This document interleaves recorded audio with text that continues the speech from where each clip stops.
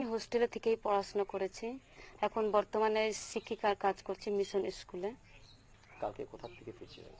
আমার ওই mission school থেকেই ফিরছিলাম আমি বাড়িতে আসার জন্য। পথে রায়গঞ্জ বাস স্ট্যান্ডে কি হলো?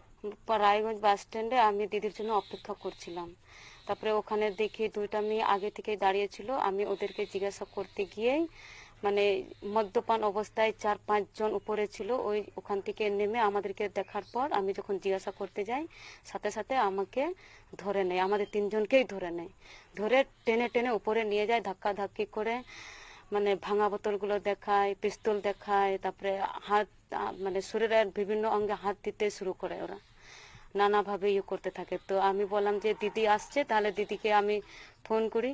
তো দিদিকে আমি পেলাম, দিদি নিচে ছিল, কোন রকম করে দিদি উপরে আসলো, দিদিকেও ধাক্কাধাক্কি করে দিদির গায়েও হাত দেয়। এইভাবে করতে করতে করতে করতে ওরা পরে টাকা চায় আমাদেরকে, টাকা না দিলে তো আমরা আটকে রেখেছিল মোটামুটি 2.5 ঘন্টা থেকে 5টা এইরকম অবস্থা, 5:30 এরকম। হ্যাঁ ওখানে সব আছে, মদের বোতলগুলো সব আছে ওখানে, ভাঙা বোতল সব আছে ওখানে, মানে পিস্তল দেখাচ্ছে, গুলি করে মেরে ফেলবে। তো আমি বললাম যে ঠিক আছে টাকা চাচ্ছেন, তাহলে টাকা দিব, বাড়িতে একটু ফোন করি। ওই একটু শুধু ফোন করার জন্য এই যে ইয়ে দিল, ফোন করার জন্য মোবাইলটা দিল।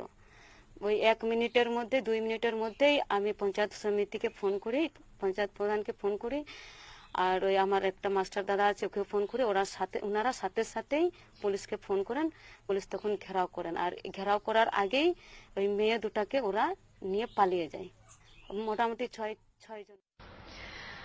আদিবাসী সম্প্রদায়ের প্রতিবাদ মিছিলের জেরে রায়গঞ্জ শহরে যে নজিরবিহীন পরিস্থিতি তৈরি হয়েছিল তার পেছনে বহিরাগত দুষ্কৃতীতে জড়িত থাকার বিষয়ে খবর সম্প্রচারিত হয় আরসিটিভির সংবাদে। শহরবাসীর এই মন্তব্যকে এবারে শিলমোহর দিলেন আদিবাসীদের সর্বভারতীয় সংগঠন অখিল ভারতীয় আদিবাসী বিকাশ পরিষদের রাজ্য সভাপতি বিরসা তিরকে। রায়গঞ্জে এই অনভিপ্রেত ঘটনায় আদিবাসী সম্প্রদায়ের কোনো যোগ নেই বলে দাবি বিরসা তিরকের। শনিবার আরসিটিভি সংবাদে আমরা দেখিয়েছিলাম আদিবাসী সম্প্রদায়ের শান্তিপূর্ণ মিছিল হঠাৎ করে কিভাবে হিংসাত্মক চেহারা নিয়েছিল। সাধারণ মানুষের বক্তব্য ছিল শান্তিপ্রিয় সহজ সরল আদিবাসী মানুষেরা শুধু আদিবাসী মহিলাদের ধর্ষণের সুবিচার চেয়ে প্রতিবাদ মিছিলে সামিল হয়েছিলেন। বহিরাগত দুষ্কৃতীরা সম্পূর্ণ পূর্ব পরিকল্পিতভাবে এই প্রতিবাদ মিছিলকে অশান্ত করে তুলেছিল।